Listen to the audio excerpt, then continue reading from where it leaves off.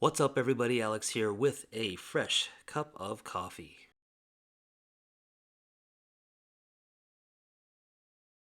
Well, this should be fun. I've decided to take a shot at selecting the top 10 cards out of my pre-war collection for a kind of spotlight showcase. Now, to be upfront from the get-go, as many of you know, I have a pretty small collection of cards. So this list was pulled from a pretty small pool of cardboard.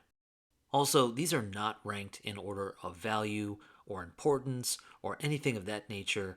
I really selected these purely subjectively, and I did try to make it a mix of known cards and players, and perhaps some lesser known cards that I love, since that's honestly how I collect. Okay, let's get started.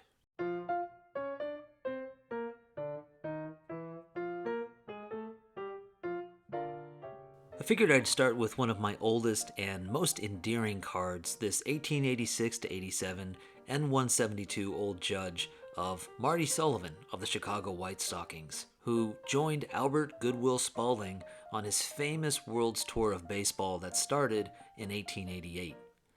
There are a ton of Old Judge cards. It's a total rabbit hole of a set with unique variations and lots of stories to delve into, but I knew that I wanted one that showed a ball in flight, since to pull off the feet back when this photograph was taken, they had to hang the ball with a bit of string.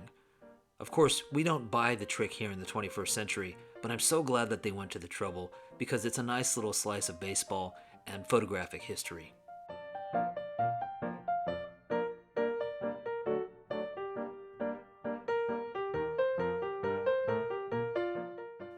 Being a fan of pre-war baseball and a fan of pitchers in general, I definitely wanted to get the big train into the collection, so here's my first card of Walter Johnson. It's the 1922 V61 Nielsen's Chocolate Type 1. I love the oval design around the image, the memorable Nielsen's font on the back, and of course, this image of the man with 110 career shutouts, one of the first 5 guys ever inducted into the Hall of Fame, Walter Johnson.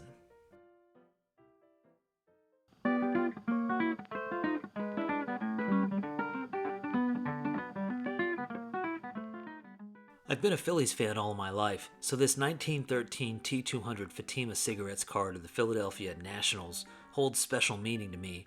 It's a card that features Hall of Fame pitchers Grover Cleveland Alexander and Epa Rixey, but honestly the real reason I love this card is because I think this is definitely the most fun of all the Fatima team cards. Just look at this front row. This is a pretty loose group having fun in their team photo back in 1913. And here we are, 100 plus years later, still able to enjoy seeing them horsing around for the camera.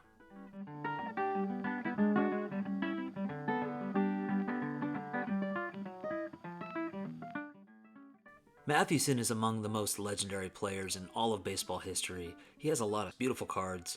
My favorite is that horizontal card of his, the E92 or the E102 that I hope to acquire someday. But the gold-bordered T205s are really underappreciated. They don't get the spotlight as often as they should. They're gorgeous-looking cards, very intricate and memorable designs for both the American and the National Leagues, and this card of the Christian Gentleman is right up there among the best in the set.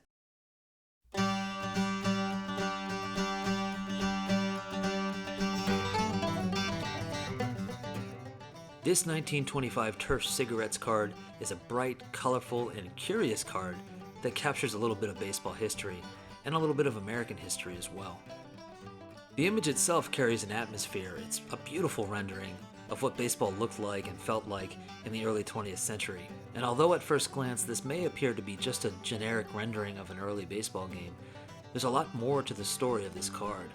The back references George Sisler's notable batting average in 1922 and mentions a potential monument of baseball records to be erected in Washington, D.C.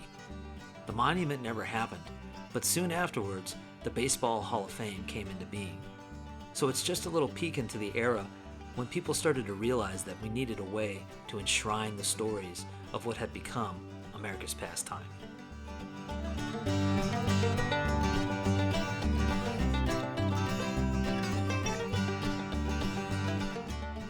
This 1910 E93 Caramel card depicts John McGraw as a player, and for me, it's one of his best looking cards.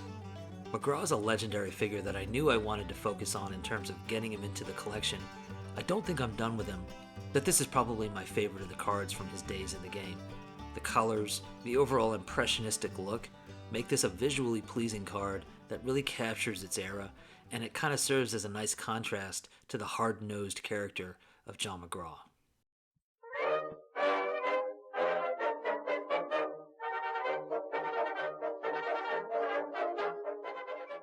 This absolutely gorgeous card is a 1910 T212 Oback Cigarettes card of Jimmy Shin of the Sacramento Sacks, an underappreciated pre-war set that most people dismiss because it's filled with what are perceived to be a bunch of nobodies from the Pacific Coast League.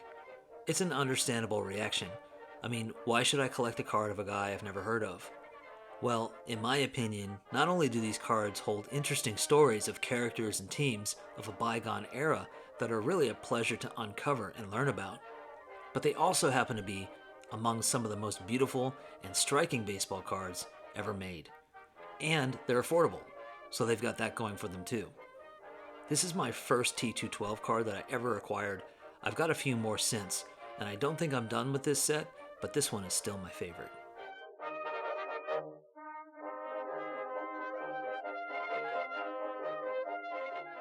Okay, if you are one of those people who think black and white cards are boring, I present to you this 1916 M101-4 of Connie Mack. To me, this is an absolutely striking image of Mr. Mack, totally in his element, standing on the wooden floorboards of the dugout, presiding over the game that he loved and helped shape. So yeah, have another look at some black and white cards. There are some incredible ones out there, and for me, this is right up there among the best.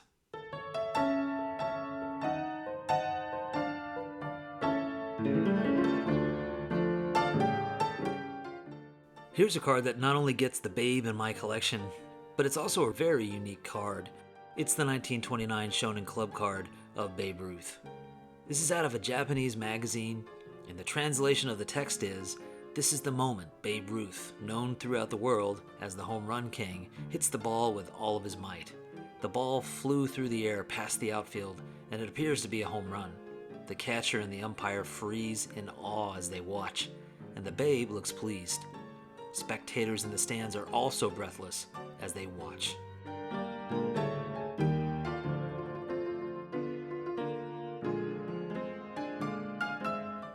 Cobb has more popular cards, the T206 Red Portrait and the Crackerjack among them, and I have to mention that the T206 Bat Off Shoulder is probably my favorite baseball card of all time, even though I don't own it yet. But all that being said, I feel like this E95 Caramel card is Cobb's best in terms of capturing the persona of this legendary and enigmatic player from the game. Every time I look at it with this intense look on Cobb's face and the deep red background behind him, I feel like I'm not just seeing the man, I'm seeing the fiery personality, the fierce determination that he had to win at all costs.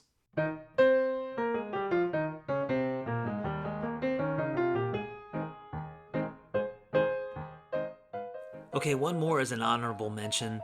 While most wouldn't classify this as a card per se, I wanted to get it in here because I just think it's an incredible piece to look at, and it's absolutely one of my favorite acquisitions. It's this Wheaties Series 1 panel of Lou Gehrig. It's got a lot of historical significance, being the first image of an athlete used by Wheaties, something that they've been famous for doing for decades now. And of course it's a playing days image of Gehrig. But I'm here to give a shout out to the Wheaties design itself.